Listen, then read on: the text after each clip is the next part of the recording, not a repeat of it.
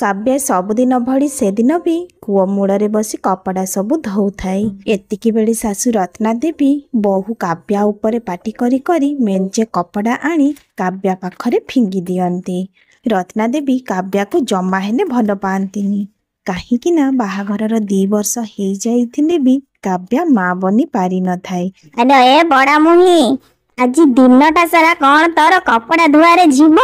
2 घंटा हेलाणी एबेरु तोर कपड़ा धुआ हेइनी, आहुरी तो बाकी काम सब पड़ी, से सब किए करिवो? स्वर्गरु तो बापा माँ आसिबे कौन से सब काम करने को? माँ दया करी मो बापा माँ को किछि कहंतुनी माँ, तांकर किछि एले दोष नाही। से माने तो मु जेबी जन्म हेबी तेबे ही आखि बुझी देइथिले। सेमानंको तो तांको झियो विषय किछि हेले जणा नाही। मु केमिति अछि, केमिति चलुछि? माँ सब किछि काम करि देबी। एमिति देबी आम घर रे समस्तंकर कपड़ा बहुत सारा बाहरुछि। आ मेनू टिके हेले काम रे हाथ लगौनी। एकुटिया काम सारू सारू डेरी तो हब। आलो आलो आलो ये बांझडार पुणी मुह केते आज सरम सब खाई गलुनी बोधे। एते सजेई गजेई घइटा करबा को बसिछु, एआडे तो छुआ गटे जन्म करि पारुनु। धन्य तो जीवन, ता उपरे मो मुहरे पुणी जवाब दउछु।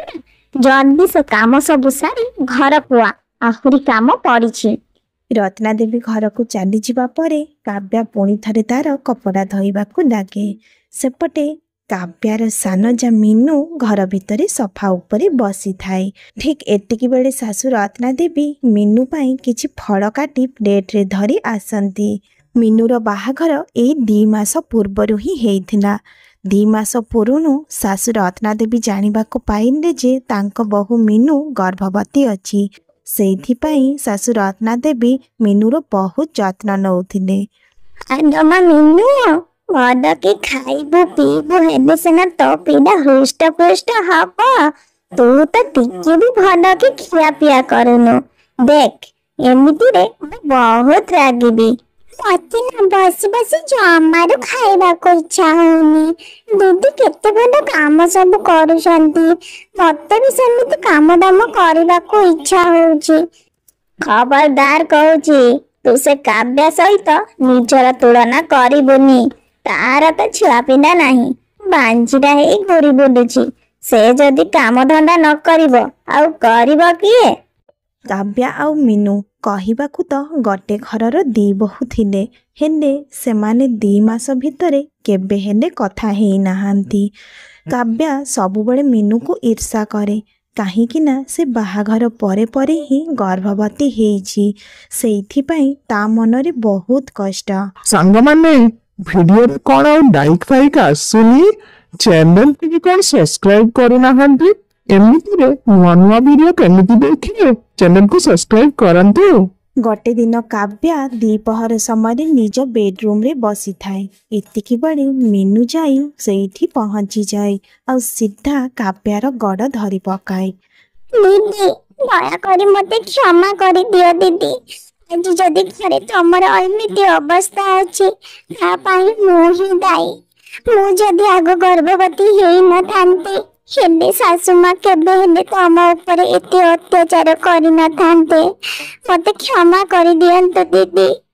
अरे मीनू बाबू मु गड़ छाड़िलो। घरे हम गड़ काहे कि धरे रखिछु? छाड़ छाड़ गड़ छाड़। अरे मीनू तो कौन पागेलीटा, मते काहे भूल मागुछु कहिलु देखी? एटा तो आम घर पाई बहुत बड़ गटे खुशी खबर जहा कि तू आमको देइछु। ना दीदी ना, तमे जानिछ मोर जेबे पिला हेई जिवो ना, देखिबो एमाने मते घर पिटी बाहर करि देबे। मु तमको एई कथाटा कहि दउची, मने रखिबो दीदी। अरे मीनू तू तो आम घर वंश बढ़ेबू, तते किए कहीं घर तड़िबो? मीनू आउ काव्या एमिति कथा होउथिबा समय रे सेठी मीनूर देढ़सुर राजू आसी पहुंची जाती। मीनू जेमिति देढ़सुर को आसीबार देखिछि सेमिति रूम रु बाहरी चली जाए। सेपटे काव्या भी बिछणारू अनेई आसी राजू सामने ठिया हो जाए। କହିବାକୁ ତ ରାଜୁ କାବ୍ୟାର ସ୍ୱାମୀ, କିନ୍ତୁ ସେ କେବେ ହେଲେ କାବ୍ୟା ସହିତ ଭଲରେ ପଦେ କଥା ବି ହୁଏନି। ଆଚ୍ଛା, ଏ ମିନୁ କାହିଁକି ଆମ ରୁମକୁ ଆସିଥିଲା? ସେ ତମକୁ କଣ ସବୁ କହୁଥିଲା କି? ଆରେ ନା ନା, ସେ ସବୁ ଝିଅ ପିଲାଙ୍କ କଥା। ଆମେ ଦୁହେଁ ତ ଏମିତି ହିଁ କଥା ହଉଥିଲୁ। କଣ ହେଲା କି? ତମେ ଆଜି ମିନୁ କଥା କାହିଁକି ପଚାରୁଛ?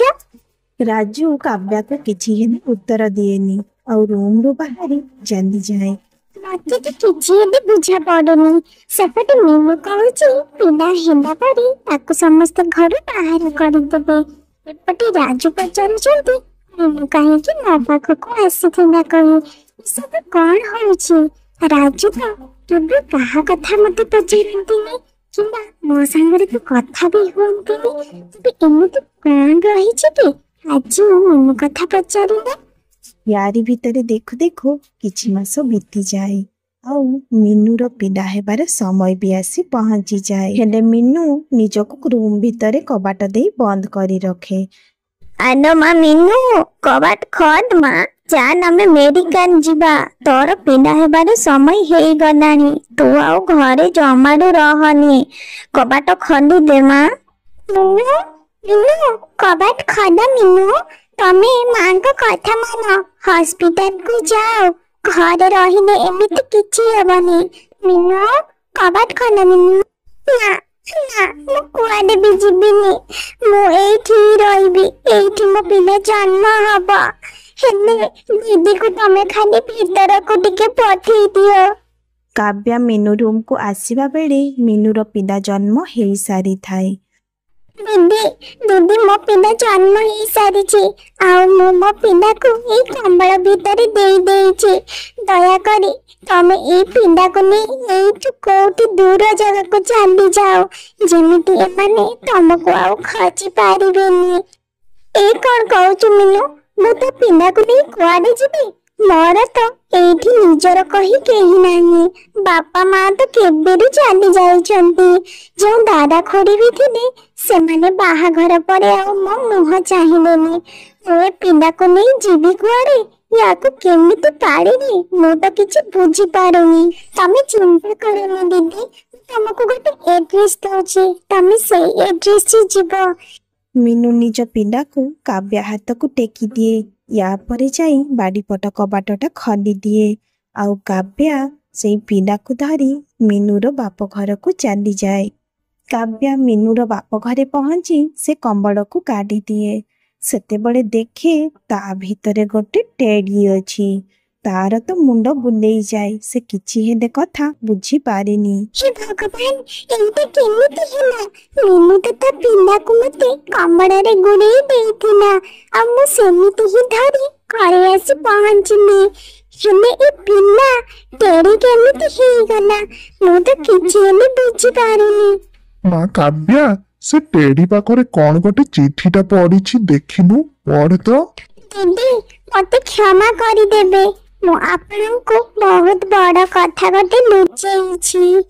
ଆପଣ ନିଜକୁ ବାଞ୍ଝ ବୋଲି ଭାବନ୍ତି, ହେଲେ ଆପଣ ବାଞ୍ଝ ନୁହନ୍ତି। ମୁଁ ବାହାଘର ପରେ ପରେ ହିଁ ଜାଣିବାକୁ ପାଇଥିଲି ଯେ ରାଜୁ ଭାଇ ଆଉ ପିଣ୍ଟୁ କେବେ ହେଲେ ବାପା ବନି ପାରିବେନି। ଦିଦି, ତମର ଦୋଷ ନାହିଁ, ମୋର ବି ଦୋଷ ନାହିଁ। ଦୋଷ ଅଛି ତ ସେ ଦି ଭାଇଙ୍କର, ଯାହା ପାଇଁ କି ତାଙ୍କ ଘରେ ପିଲା ଜନ୍ମ ହେଇପାରୁନି। ହେଲେ ସେମାନେ ଆମକୁ ହିଁ ନିନ୍ଦା ଦେବେ। ସେଇଥିପାଇଁ ମୁଁ ମା ହବାର ନାଟକ କରିଥିଲି। ହେଲେ ସେମାନେ ଯାହା ହେଲେ ବି ଜାଣି ପକେଇବେ, ଏଇ କଥାଟା ମୁଁ ଜାଣିଥିଲି। ଅଙ୍କଲ ଆଣ୍ଟି, ମୁଁ ମୋ ଶାଶୁଙ୍କୁ ଭଲ ଭାବରେ ଜାଣିଛି। ସେ ଏବେ ଯାଇ ମିନୁର ସବୁ କଥା ବୁଝି ସାରିଥିବେ। ସେ ମିନୁ ଉପରେ ବହୁତ ଅତ୍ୟାଚାର କରିବେ। ଦୟାକରି ତମେ ଯାଇ ମିନୁକୁ ସେଠୁ ନେଇ ଆସ। ନା ନା ମା, ତୁ ସେସବୁ କଥା ଜମାରୁ ଚିନ୍ତା କରନି।